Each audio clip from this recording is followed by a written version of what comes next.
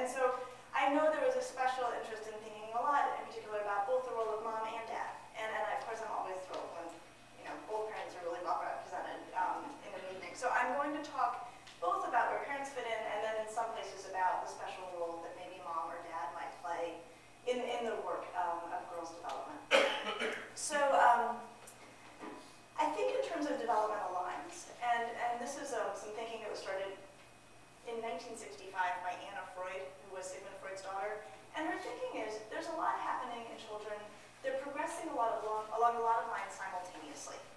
And she was looking at children under the age of 6. So she was thinking about there's their cognitive development, there's the development of their motor skills, there's the development of their emotional skills, there's the development of self-care. And it's a helpful way to think because development is not a unitary event. We all know kids who they're phenomenally socially skilled and totally disorganized at school. So it's not like it's an even thing. So I find it really helpful to think in terms of developmental lines. And so what I've got in the handout there are some developmental lines for us to think about tonight. This does not cover all of development, but it's a place for us to start, and we can go from there. So one of the developmental lines that peaks in adolescence, but you see it happening as children age, is this idea of parting with childhood. That there's, even early in development, there's this interest in being bigger and older and like the big kids, or having more responsibility or having more autonomy. And parting with childhood is something that mostly kids will do. We don't have to push them to want to grow up. They usually want to grow up. This is something that's kind of an internal motor. And one of the things that's complex about it as a parent is, as children are becoming more autonomous and parting with childhood, their development is very, very uneven. They're great at some things and not so great at other things. So my 11-year-old could make you anything out of duct tape. Anything. It's awesome, actually.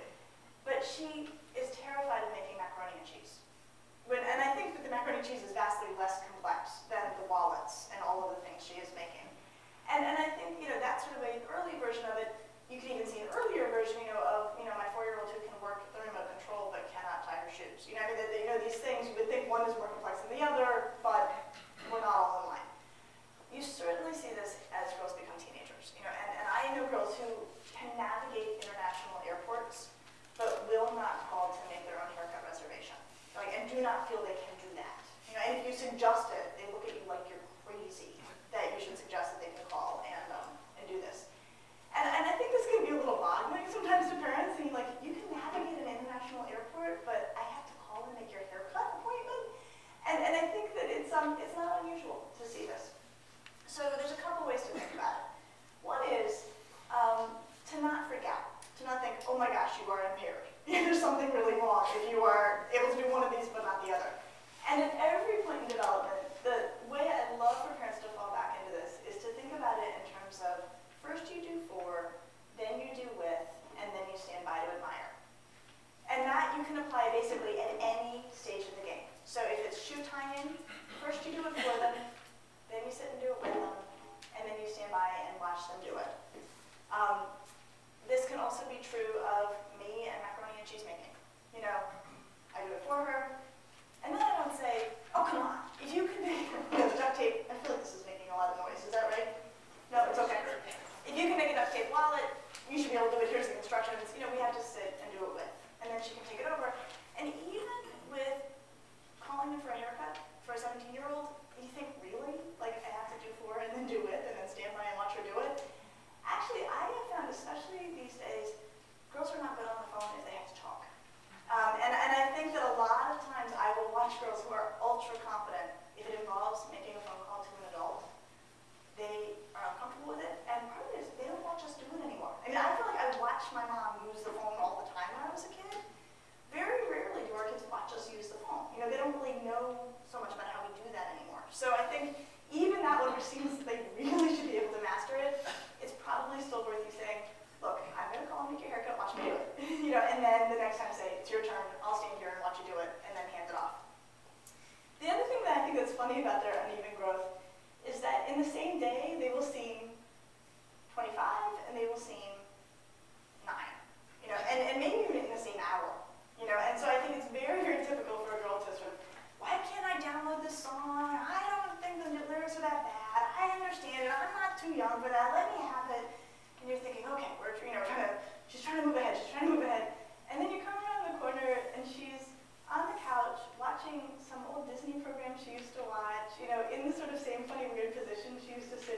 since she was 6, and she seems so young. Or even, girls who are 12, 13, 14, getting back with their American Girl dolls, or watching Mulan, or these old sort of things that they used to do when they were little.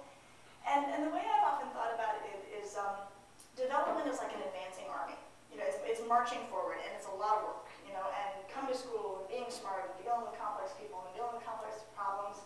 And then sometimes when the Army's tired, it has to retreat to its base camps and the known base camps. And I think sometimes that spot on the couch watching Hannah Montana is like a known base camp.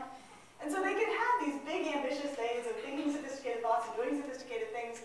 And those might be especially the days where, I know a lot of upper school girls who still have their lovies, and come home and get with them. And I think, hey, you in your base camp, you do your thing. And you go out tomorrow and you march forward and you come home. And I just think, I admire it. I'm always worried when adults think, gosh, is she going to be able to go to college if she still has to come back and have her Hannah Montana time? And yeah, absolutely. I know we'll watch Hannah Montana at college probably. So, another thing that happens as girls age, usually not closer till 10 to 11, 12, is they just become more private. And they close their door to start doing the exact same thing they did with their door open. This feels like part of childhood is you just stop telling your parents everything. It feels babyish to keep doing that. And this is normal and expectable and nothing to worry about. The way I have seen parents get this wrong is when they think, if she's closing her door, she must be up to something. And then they intrude on her privacy. You've got to leave the door open. What are you doing in there? And they still want the privacy, so then girls get sneaky then. Then they start to hide things, lie, things like that. And then the parent thinks, I knew it. You were totally up to something. And I think, well, actually she wasn't until you started to make it impossible for her to have her privacy. So expect privacy. Don't find it strange. Unless you have a reason to think otherwise, granted. It's part of growing up and separating from you. And sometimes I think it's almost like I'm going to pretend I'm at college while I'm still here. Right? So this is my dorm room, and you don't come in here, and I'm going to ignore you, especially as girls get older. But if I need you, I know exactly where to find you. And I think that's something it's actually kind of adept and wise to test drive me in my dorm and what are you doing in here while you still make me dinner or anything else I need. One of the metaphors I love is this metaphor of the swimming pool. This is a long, belabored metaphor, and I would have gotten rid of it years ago, but enough parents have come back and said, that really helped us get through our teenage years. So one of the things that starts to happen as girls become teenagers is they want your support, but clinging to you feels babyish. So what happens is they treat you like a swimming pool, and they're the swimmer. And the water is the world. So if you have a teenage daughter, what will happen is she'll have a rough day in the world. She'll want to be out splashing around in the world. She'll ignore the pool. She won't even talk to you for 3 or 4 days. She's having a really good time, and then something goes wrong. She gets dumped, she gets exhausted, and she comes clinging for the side of the pool to get her breath back. And this can look like her actually physically cuddling. Sometimes the daughter who you haven't seen in days is like in bed with you, or leaning up on you on the couch and telling you stuff and asking your advice. And usually neglected parents and teenagers are so excited. They're like, oh, we're together again. You remember how much I love you and how much you love me. And then what happens for the girl is she gets her breath back and she feels restored. And then she feels like a baby, right? Babies hang to the side of the pool. Big girls don't. So she will push off very abruptly to get back into the water. And what it will look like is she'll say something kind of mean and very personal. She'll say, you smell kind of weird. Did you wear that today? And you will go from thinking, mother and child reunion to like, ouch, And what it is I need to go. Like, this feels babyish, I'm out of here. And it's hard to take. And so this is where the 2-parent family can be really, really nice to have. But part of being a parent of a teenager is that you are present to be used often. And used for whatever purpose the girl needs in the moment. And sometimes when she gets what she needs, she's not that grateful. And sometimes when she gets what she needs, she leaves in a way that feels painful. You do not have to take it. You're allowed to say, that's mean, ouch, or I don't talk to you like that, like please. But it's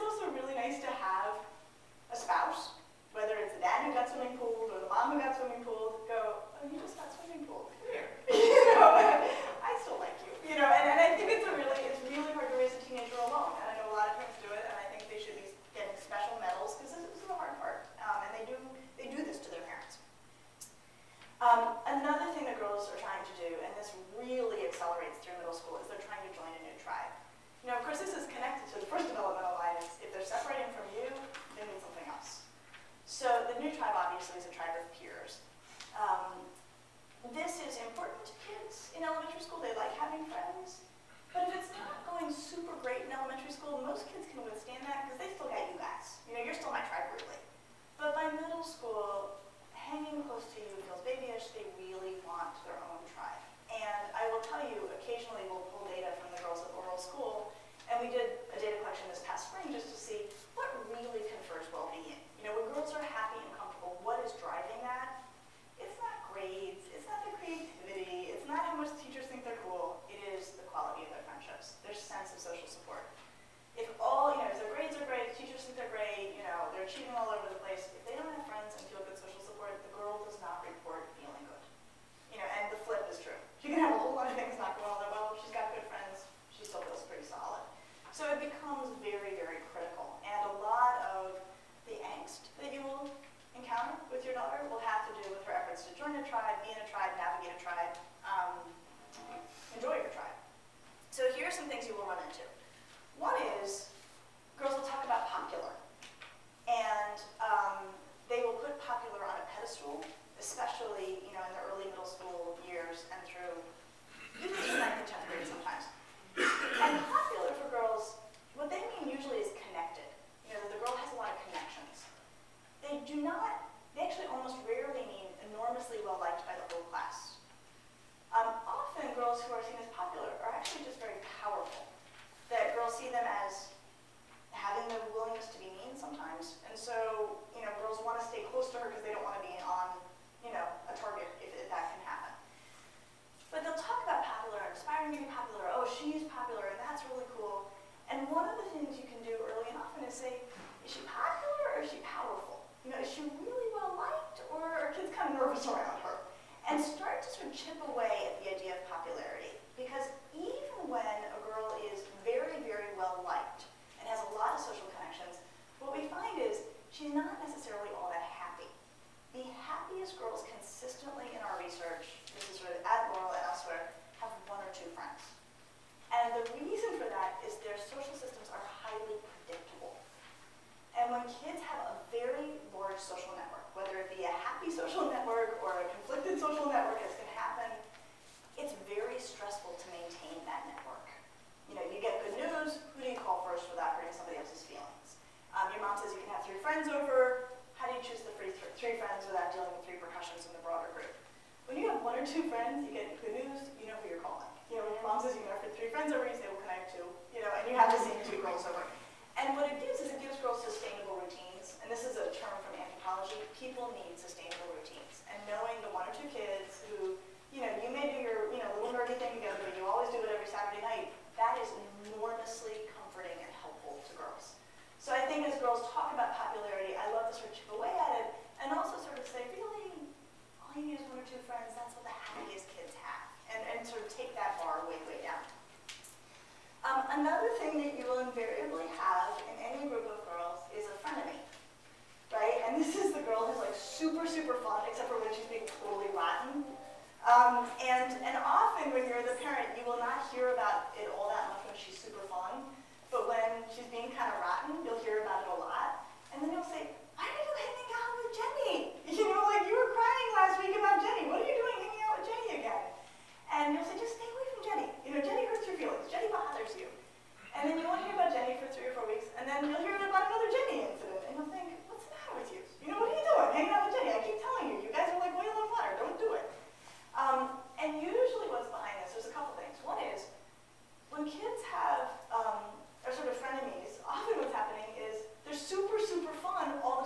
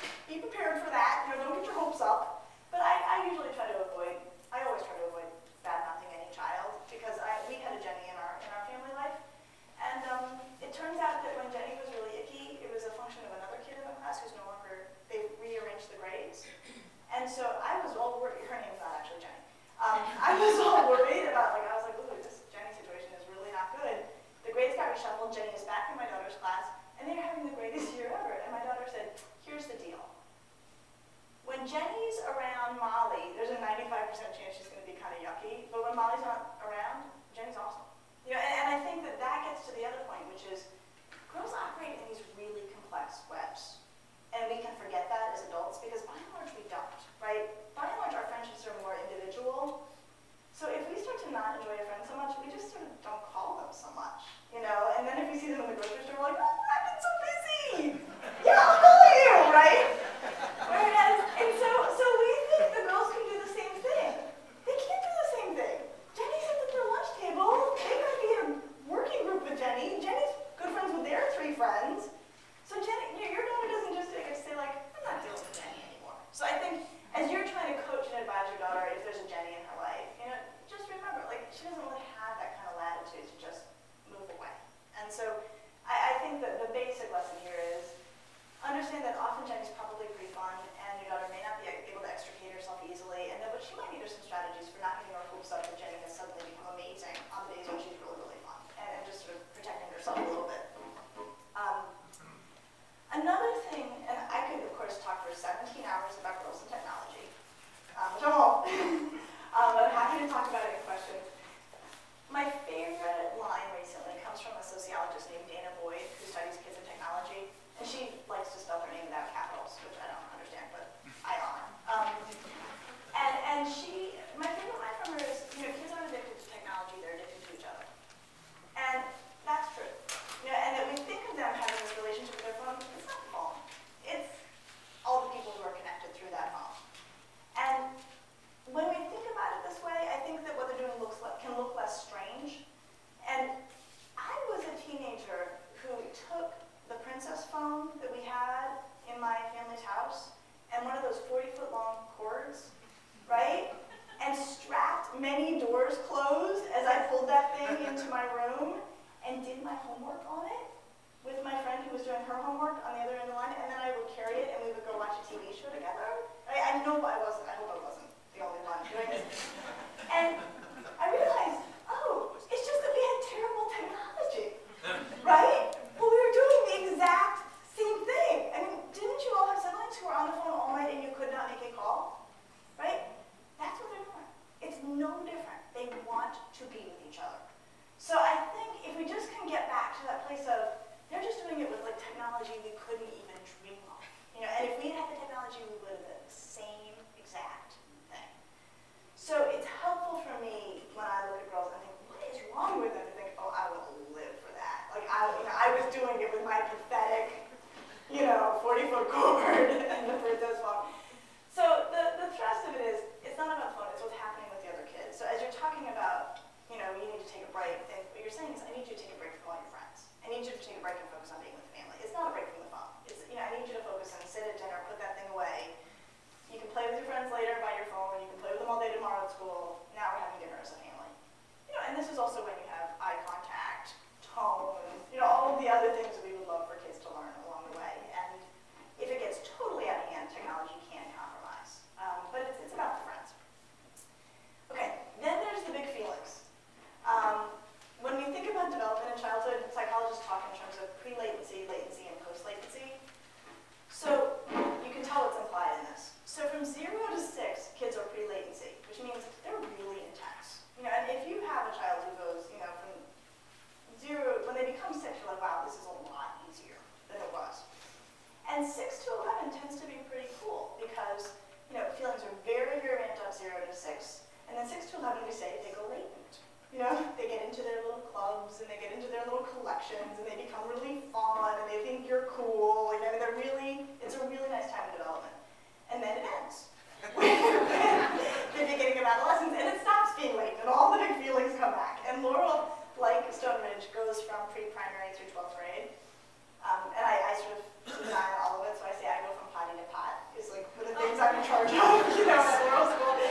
And so, I also think sometimes we could do a research study on like Kleenex use over the course of the, and we would have a ton of Kleenex used in the pre-primary and probably up through about 1st or 2nd grade. And then they just don't cry that much.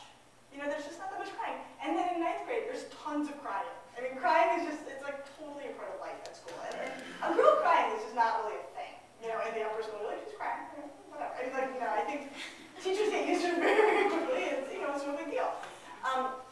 So you have to deal with this, this very intense feelings.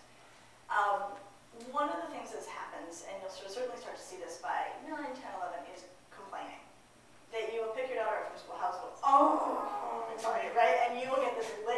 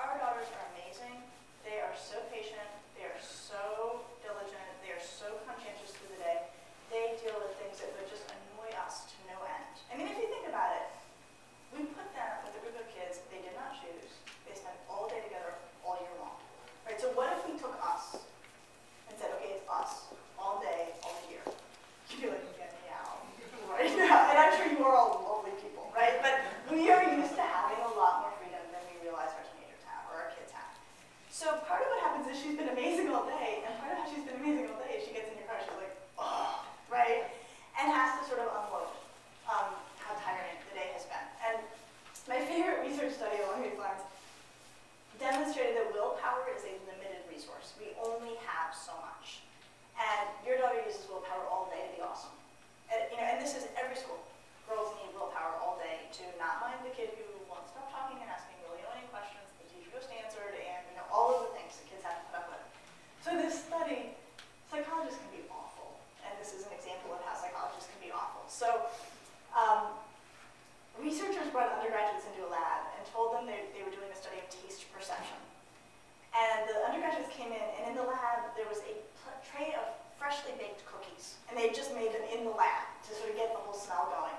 And then there was a tray of raw radishes, and they said to half of the undergraduates, like, oh, have a cookie. Yeah, absolutely. And they said to the other half, oh, you can't have a cookie, but you can have a radish. If you'd like a radish, you can have one of those. And then they said, yeah, we need to wait here 15 minutes. Hey, do you want to do a puzzle while we wait? And then they handed everybody an unsolvable puzzle. And what they found was, they're just mean, right? The psychologists are mean. And what they found is the cookie eaters kept at the puzzle for much, much longer than the radish eaters. And the thinking is, the radish eaters had basically used up all their willpower not having the cookies and had very little willpower left to deal with the puzzle. And I think it's a great experiment. And so the way I think about it is, the best schools in the world for kids often feel like a plate of radishes. Like they spend the day holding it together and they get to you and they need to just kind of unload. We also do this, right? I mean, we sit at dinner and complain about all our colleagues, all our neighbors, right? And then we go out into the world and we're lovely. And your daughter does the exact same thing. And I think we need to sort of grant them that. One thing to be mindful of is sometimes you try to offer help. She's complaining. Oh, did you try? No, God, that won't work. You don't understand. Right? And then it gets even uglier, right? So first you're like, now they're torturing you, and now you won't even let me help you. This is really bad. Usually they just need to vent. And one thing you can do if you feel like, okay, this sounds like you're asking for help. I can't tell. This sounds pretty bad. You can say, do you want my help with this, or do you just want to vent? And often girls will say, I just want to vent. And then you can actually sit back and just have her unload and know, like, this is what she needs. She just needs you to hear her.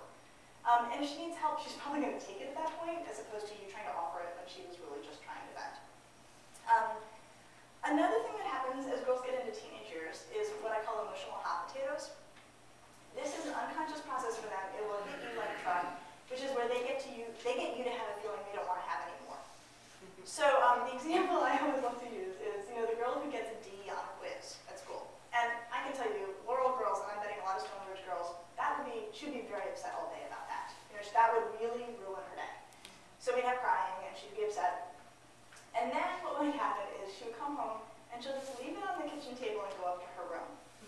And you walk in, and you're like, ooh, what's this, right? And then you call her and say, what is this? And she says, oh my gosh, like, what's the big deal? I don't even see why you're getting so upset about this. This is the kid who's been crying all day about this. Why are you getting so upset? And then you think, oh my gosh, not only are you not doing well in French, you don't even care, right? And you are suddenly feeling really activated and really upset about this. And she's like, don't even talk to me about this, right? And now you're like, oh my God, this is a crisis, right? You are now having the exact same feeling she had from 3rd period all the way to 8th period and then delivered to you when she got home. This is not a conscious process. She's basically saying, I'm tired of being upset about this. Why don't you take it for a while and really seriously about this? I gave this example at a talk in Shaker Heights, and a mom came up with the best example. She said, my son came home the other day, and he said, oh, Mom, I have to tell you, I got a 0 out of 20 on a quiz at school today. And she went, and I went like, oh. And he goes, this is why I don't tell you things. This is why I don't tell you things, because you make that face. And she said, how did you think I was going to react to this? And it was a perfect handoff of like, oh, Mom, by the way, and then getting mad at her for having the feeling, which is basically saying, you keep it. I don't want it, right, anymore. So there's nothing you can do to prevent this. There's nothing you can do to prevent this. This is what it means to raise an adolescent, is what gets them through their teenage years. Their feelings are really, really amped up. If they could not offload them to you periodically, they would explode.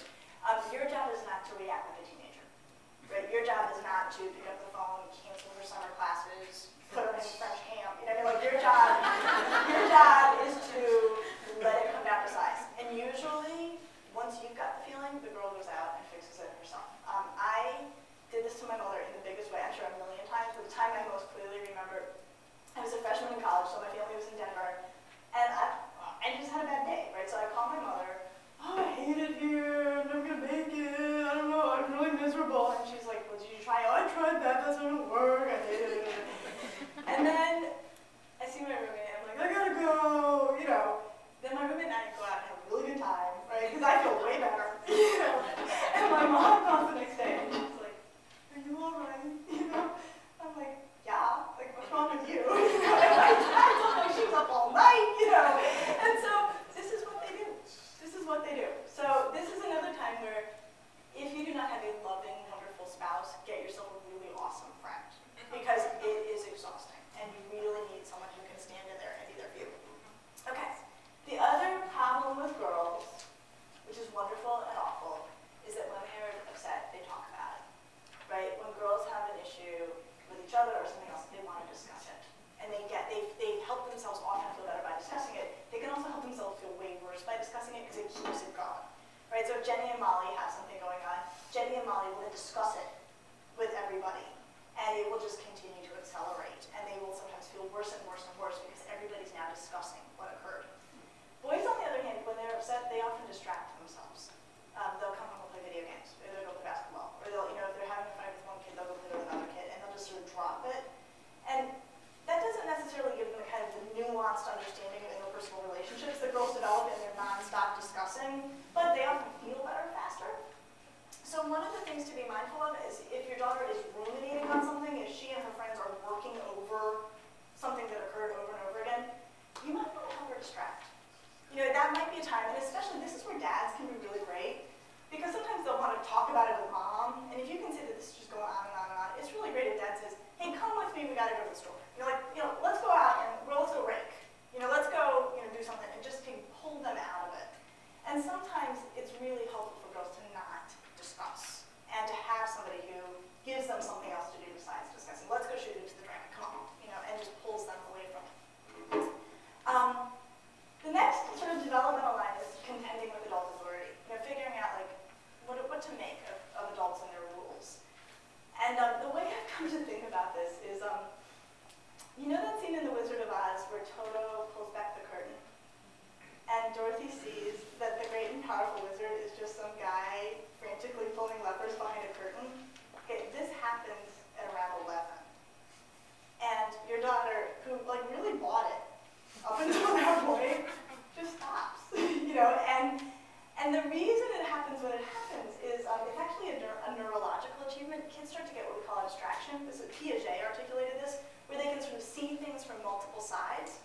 And I had one teenager say it so beautifully to me. She said, you realize, oh, I'm being dishonest with the adults. That means they can be dishonest with me, right? And they suddenly see it. And then they're like, wait, why do we have these rules? And then a lot of our rules are really dumb, right? I caught myself, my older daughter Ellen went to go write on her hand with a pen, and I was like, what are you doing? Get some paper. And then I thought, why? There's a million great reasons to write reminders on your hands, and not that many good reasons not to write reminders on your hand, but it's just sort of those reflexive rules, So suddenly they're already questioning, why do we have all these rules? You're making a lot of these up. And then, in fact, we are making a lot of them up. So then there's this process of trying to figure out, well, why do we have the rules, and what rules make sense, and what rules really count? And this is really something that starts to unfold for kids. It means that by the time your child's doing this, you actually need to come out from behind the curtain and have the conversations. The way I see people get this wrong is when they're like, no, I'm still the wizard! These are the rules! And you're just like, no, really, why can't I write on my hand? Because the wizard says! You can't do that anymore. You really have to come out from behind the curtain, and you might say, look, we have the rule because it's not safe for you to text while driving. It's not that I'm being the wizard about it, it's that there is a real objective danger. Or, you're right, that's a dumb rule. Go ahead and write on your hand. Or, I don't really want you to get a piercing, a third piercing, but if you'll pay for the infection, if you get an infection, we can have a conversation. But it starts getting into, negotiation. But where parents lose kids is when they are like, no, it's the rule, and they will not have that conversation anymore. Or where parents are like, forget it, do what you want. Right? Kids want to have a conversation, they want the rules, they want to negotiate the rules, they want explanations for the rules, they want to know that there are rules, even if they are questioning you every day about the rules. Part of what they're saying are, you still got rules, right? But I need you to explain every one of them to me every day. And that is really not that fun for you. It's really good to do. much as kids will say, Susie's mom lets her do this, and this, whatever. I mean, one of my favorite conversations, and I have this probably once every 2 years in my practice, where a girl will say, oh, like Julie's mom, she's so cool, she'll buy for us, And I'll say, is it cool or is it kind of weird? And they'll go, and then they say, my mom, like, she's really kind of tough, but like, at least she doesn't do stuff like that.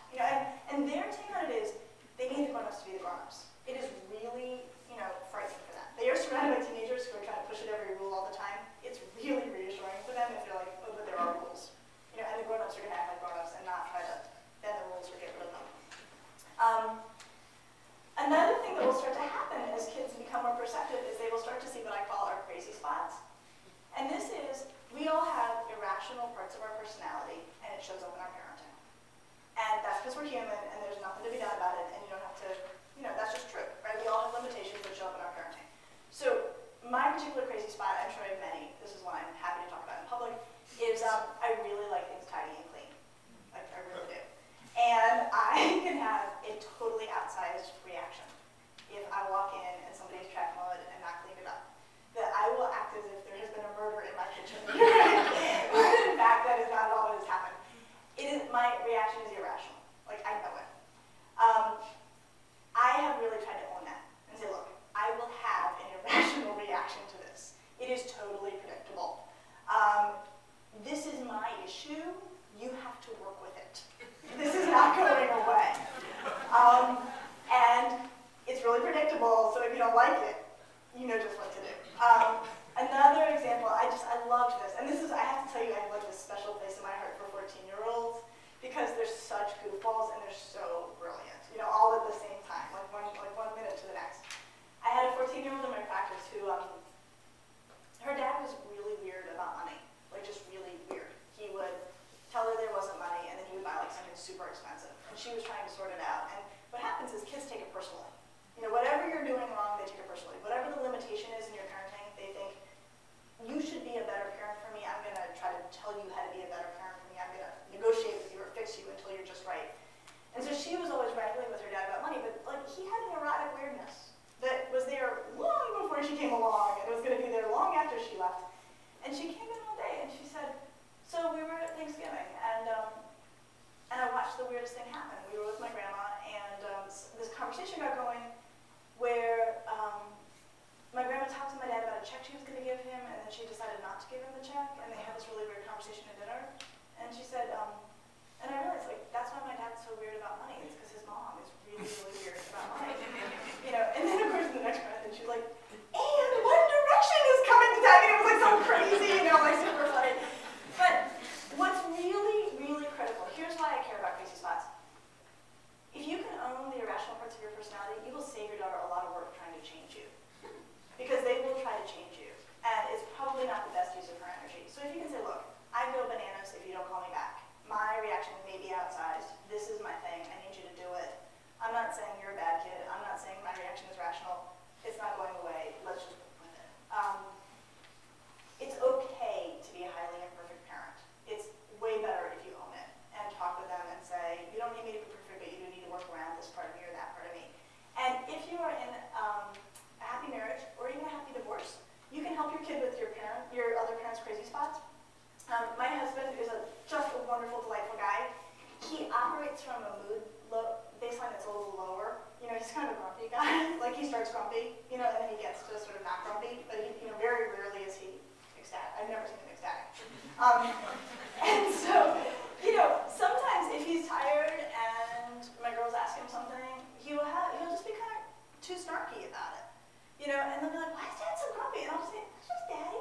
Like that, that's just how he is. Like, it's not about you. Don't take it personally, And if you do it in a loving way, it's really helpful. And, he may walk in the kitchen and say, you all better clean this up before your mother comes in here and goes bananas, because she's going to go crazy, And that can be a really, really lovely thing. And you can do this even in a good divorce, where you can say, your dad looks really crazy. Not his strong suit when it comes to X, Y, and Z. So I'm going to help you work around it.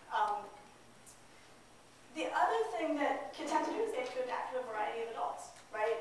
They will come home and complain about this teacher, that coach, things like that. Every school, not every kid is a perfect fit for every adult in the school. And part of your job is to help them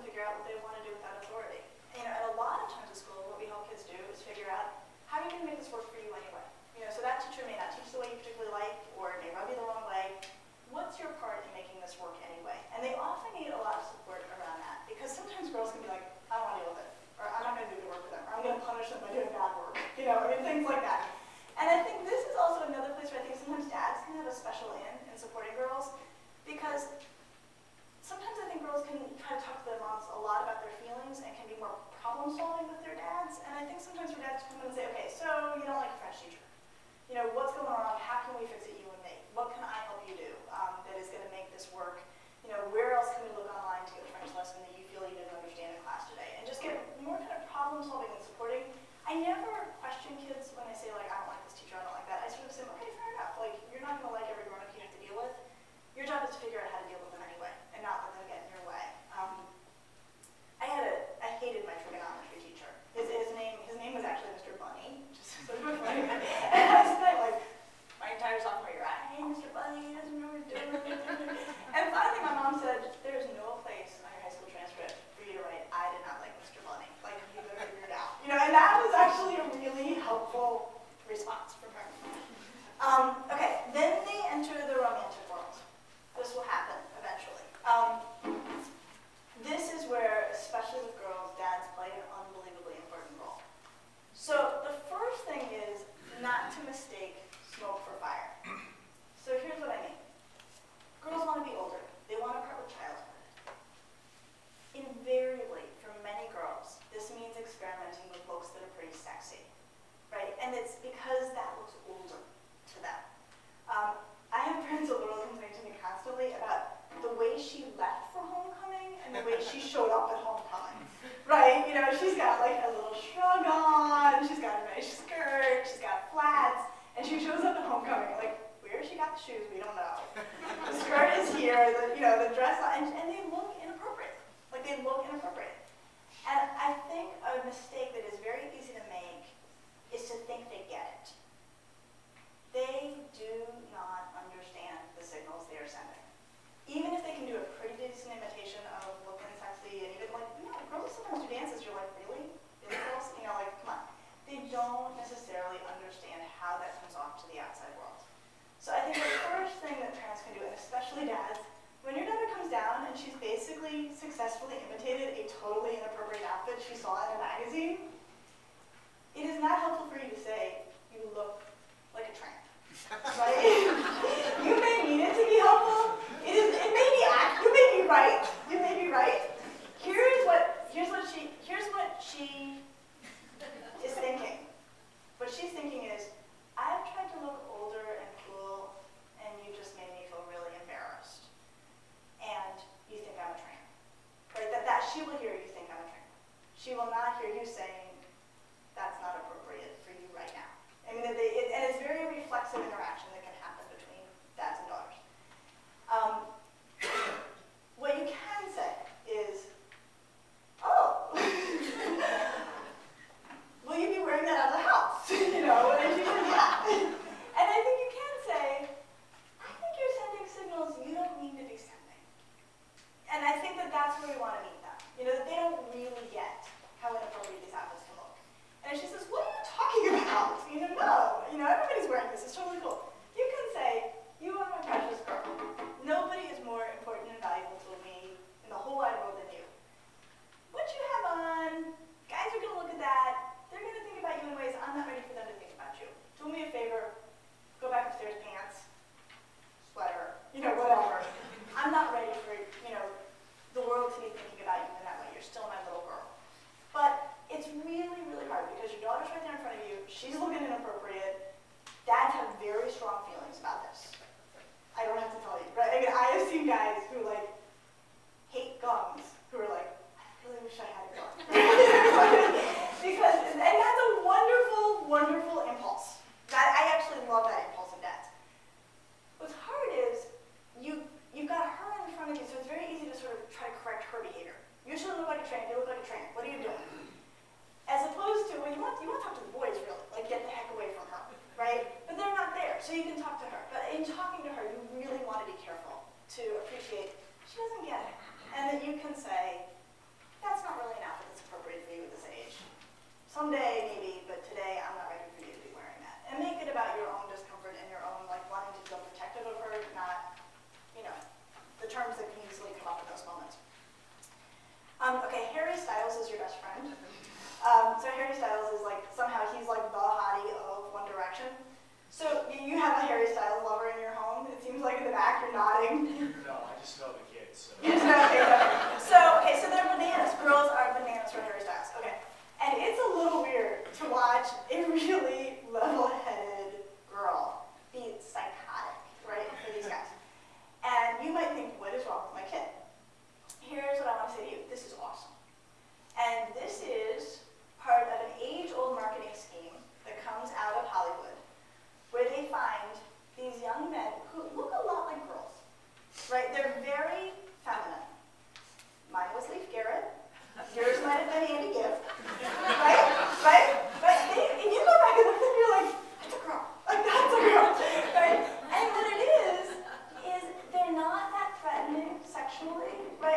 there's something, and these poor guys are probably getting waxed all day long. Right? I mean, like, if they have like any facial hair, any chest hair, like, it's off, right? I mean, they are very, very unthreatening guys.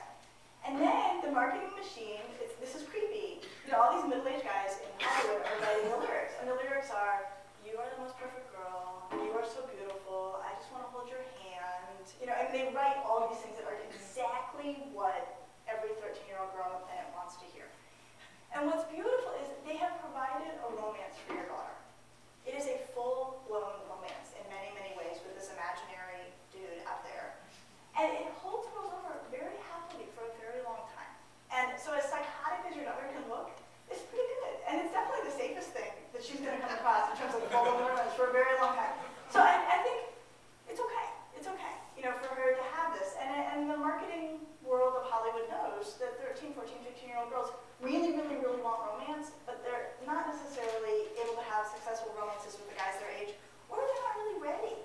Or those guys actually have, like, hair, or, something like that. And so they're too threatening. And so they provide these barely guys, who do a really good job of holding girls over. So just enjoy that and save your worries for when there's a real guy who is trying to talk to your daughter. So the day will come when there's a real guy, I'm presuming a heterosexual, world here, which of course it is not. But the day will come when there's a real guy who's trying to talk to your daughter. And that will also be around the day where your daughter doesn't want to hear it from you anymore, right? I mean, it's like this horrible timing, like right when the suitors are for real, anything you have to say is useless, right? Which is really terrible timing. So the way you want to think about it is you want to focus on self-care. Because as kids become autonomous, as they want to be more and more independent, they also really want to go their own way. So you can't say, now when you get with that boy, don't do this, don't do that, don't do that. Because they're thinking, do this, do that, do that, right? Because you just told me not to, so I'm going to do it. So you want to think about, listen, you're talking to this guy, I want you to think about what's right for you. What's going to feel comfortable for you. And that can be either in the emotional world or in the physical world. But you should try to talk about both, right? Your job is to take good care of yourself. If he's not being nice to you, I want you to watch your feelings and take good care of your feelings. Your job is to take good care of yourself and your own feelings. And you can decide as families how you want to navigate the physical stuff. I think one of the most compelling things I've come across in reading about girls and their developing sort of romantic and physical lives, when we talk with girls about sexuality, we usually only talk about risk. And that's because we're worried about the risks. And hopefully none of your daughters are in any place right now where they're navigating the risks, but those days will come, right? And so I think as we sort of talk about everything that comes with romance, we want to talk about taking good care of your emotions, knowing what you want, sticking up for what you want, taking good care of yourself, asking, for boundaries if you want them, letting there be negotiation about things. But you want her at the center. You want her to be thinking about, what do I want to have happen here? What do I not want to have happen here? And make that part of the conversation and not just risk and don't and be careful and stay away and follow my rules. Make it about, are you taking good care of yourself in this process? This, I know I just got really, really vague because this becomes highly personal and very unique to each family. But I think the key being, put it through the lens of what your daughter is looking for in this, and is she taking good care of herself every step of the way? So I will wrap up there, and we can do some questions. But the bottom line is really complicated. A lot of times you will have no idea what's going on. It will feel very, very chaotic. And what I have found is if you can sort of fall back under the lines, you can sometimes think, oh, I get what's happening. We're part of the childhood. Or, oh, I get what's happening. She just did an emotional hot potato. And then sometimes that can take these super chaotic moments and organize them into something that feels a little bit more predictable and logical in the midst of a lot of chaos. So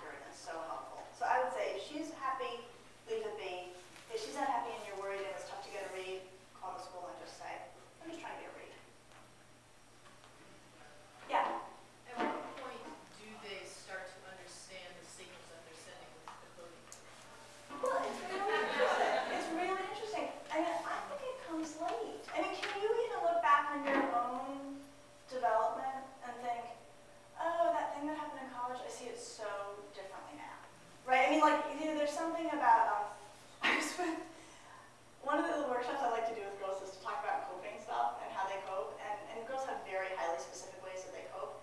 And one girl said, I reread Anna Karenina, and I also reread, I'm always kind of reading Anna Karenina, and I was like, oh, wait till you're 40. You know, like it's a totally different book at 40 than it is at 20. And a lot of that is about what's going on in her romantic world. So I think, get it like we get it, well, when they're 40. You know, and I think that you can sort of scaffold it. You can say, look, I know you think you look cool. I gotta tell you, and I know you don't want to hear this because they don't want to hear it. The guys driving by think you're sending a very different kind of signal. And that may not mean what you need to be sending, so you need to know that is what you're sending.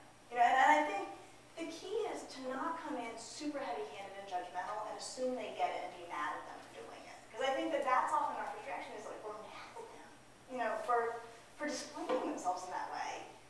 And we forget that they can't really have a 40-year-old's perception of what they're doing until they're 40, and the whole world is telling them to display themselves that way and rewarding them to display themselves that way. So I think we really have to try to be a little more gentle about what they do and don't understand. But you can still say, so you can't wear it because I'm not ready for guys driving by to have these thoughts about you.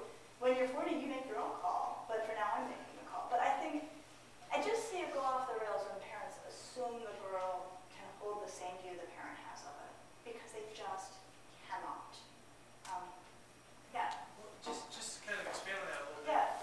Maybe another take on it is not that you're sending this signal and kind of putting the girl onus on her. Yeah. It's this is what boys. This is Yes. how boys think at this age. Yes, and this is how they read this. Right. Right. Right. No, I think that's another way to do it, and it's nice because it does take the onus off of her. Right. So when you wear that, here's how boys in the world are thinking these days. And I remember being a boy, so I know this is true. And I'm not ready for that. And I think another lovely piece of language that dads can use is, you deserve not to be thought about that way right now. And I love using deserve with girls. You deserve to be treated really, really well. You deserve, you deserve to not have boys think that about you. And right or wrong, that's what boys are gonna think when they see that. So I like that sort of shifting it onto them. But again, they don't entirely believe you.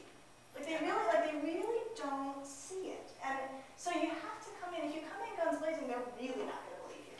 If you come in saying, I know you don't want to hear this, but I gotta tell you, this is kind of how it goes down, your chances are way better. Yeah. Same issue too, but to some degree, aren't the girls are sort of dressing for the other girls I think more often, than yeah. for the guys, because Yeah. they want to.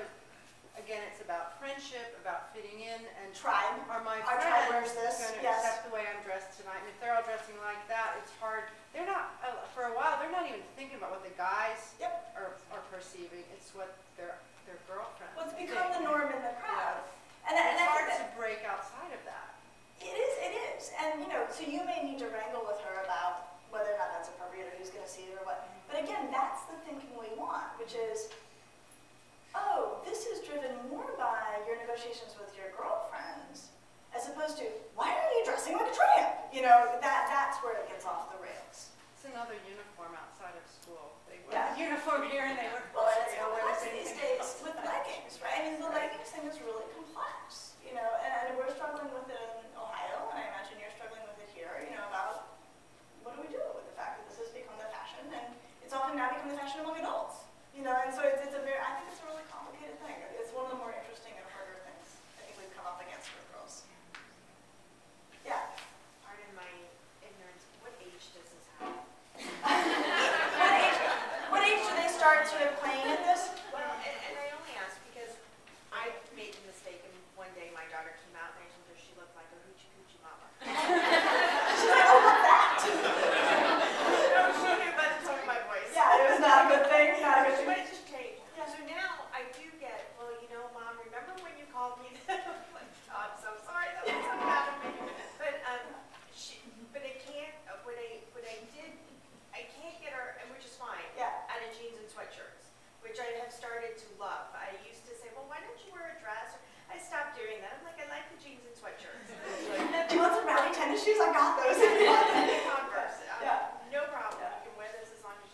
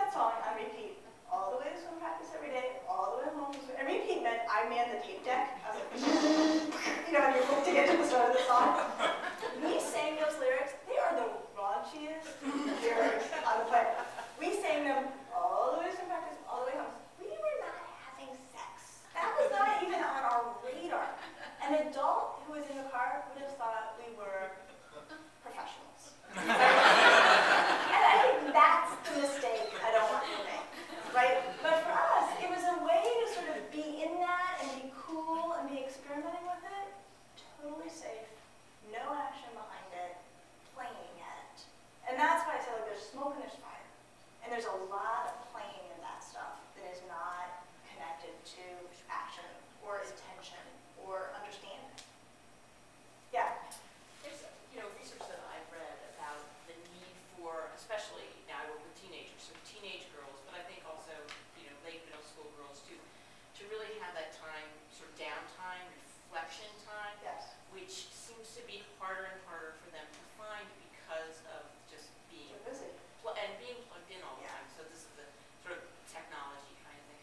What's your take on that? And also, is there ways for parents to help their girls understand the importance of just having that time to sort of rest their brains and reflect? Okay, so getting girls to reflect, to disconnect, to kind of, they will not do it on their own, right? I mean, they're not like, hey, you want my phone? Right? I mean, those are words you will never, ever, ever hear out of your daughter's mouth. I think that here's the really good thing. 10 years ago, the kids were deep into the technology, the parents weren't. So it was like they were on their island and we were trying to understand their island. Today, we're all on the same island. Like, you cannot get me away from my phone either. So I think the way to get at this is to have universal family rules. Everybody puts it away when they knock on the door. Or everybody puts it away when we had dinner. Or everybody puts it away from 9 to 10. Or, and it's so much easier to enforce if it is a universal, we all need to disconnect, we all need to get away from it. It feels much less judgmental. And I think we all pretty much do. I mean, we're all kind of there, we're right there with them. So I think it doesn't work well if you go and say, look, you need to get away from your phone. She's like, are you kidding me? I'm going to give you my phone and you're going to go hang out on your phone, while you have my phone. And so I think it's nice to sort of take that judgment away. The other thing I think that's important is not to overlook the ways that girls unwind that are different from how we might unwind, right? So I unwind by playing hide and go seek and getting a really good spot and taking my New Yorker, right? Like that's my idea of a really good time. You guys, I can just read my New Yorker until my 4-year-old finds me. A lot of teenage girls unwind in ways that we would think really are weird. So they unwind by doing crafts, right? Or they will unwind by organizing their rooms. Some girls do. Other girls, when I will say that, sometimes girls say, oh, I do it by organizing my room. Other girls go, what? What? It's a very, very personal. I had a girl at a boarding school say, oh, here's what I do. They had these little teeny rooms of their own. She goes, I go in my room and I turn the temperature way, way down and I get under 5 blankets and I get in my bed. And this was a very personal, highly developed system she had for unwinding. A lot of girls unwind by watching Disney movies. And this can be 18-year-olds. We'll be getting out The Lion King. So I think the key is they have their strategies. You gotta look for them. Because sometimes we think, here's what you need to do. You need to, you'll relax by, you'll feel better when, and we describe how we do it. So I think don't overlook that they actually do have their strategies and respect those and actually admire those. Yeah. Is it, you touched on, I'm from Shaker, but Oh, hey, hi. you touched on this about how you sort of navigate some of the messages coming from the media, and whether you should try to get into it or not, how much. And then we also have news stories, and things that are happening right now in the news.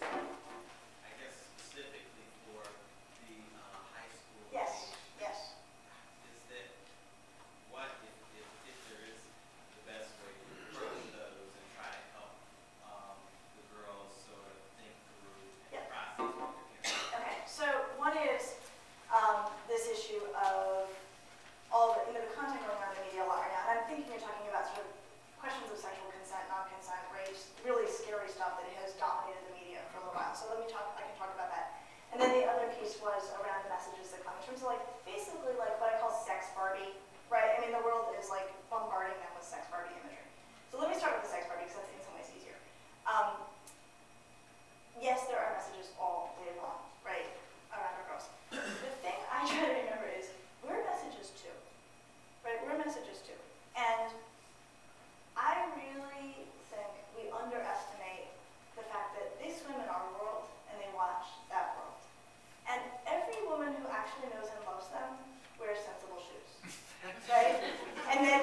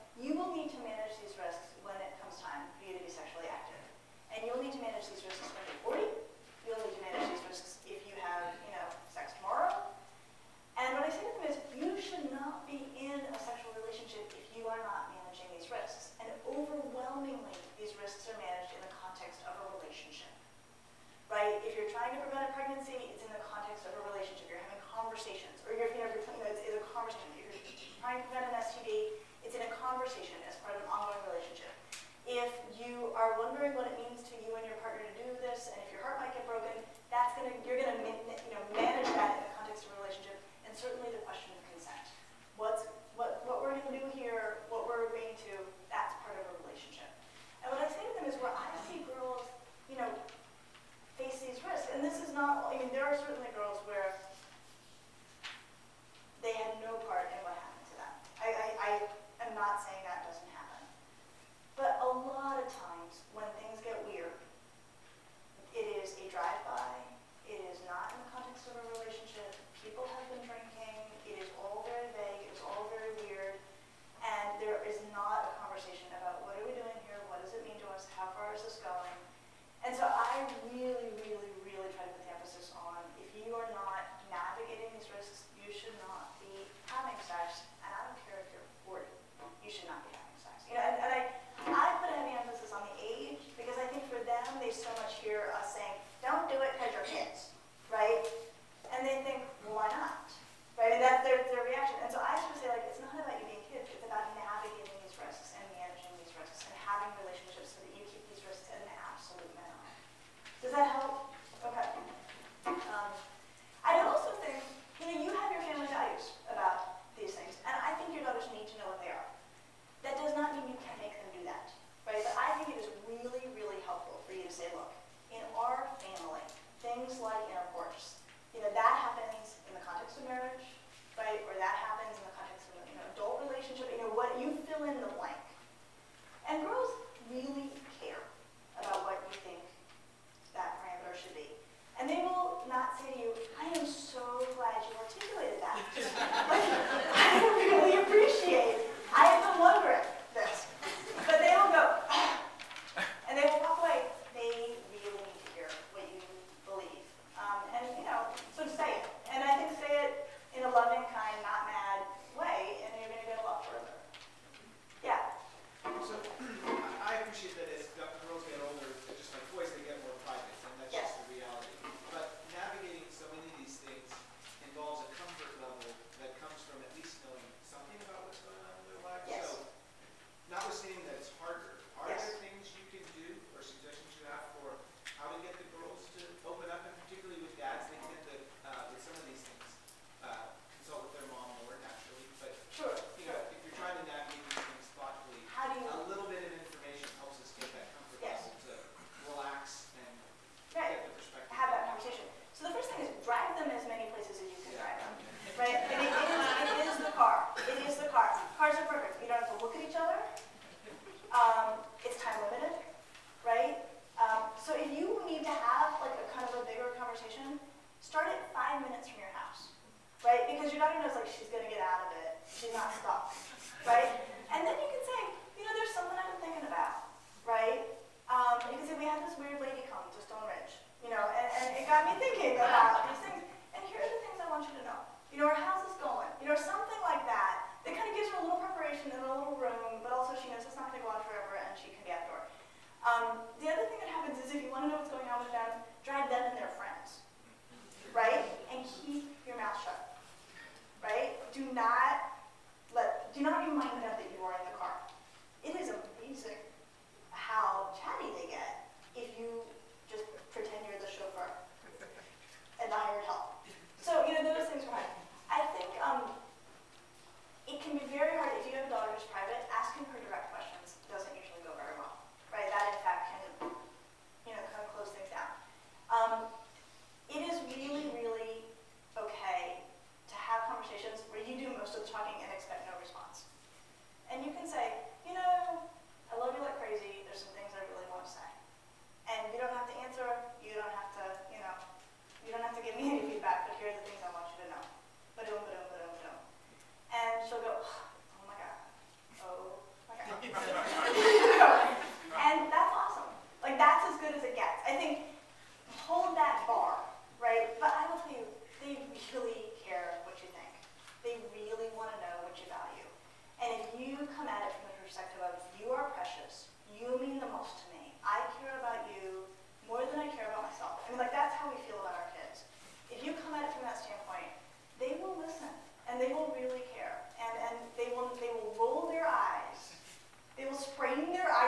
muscles.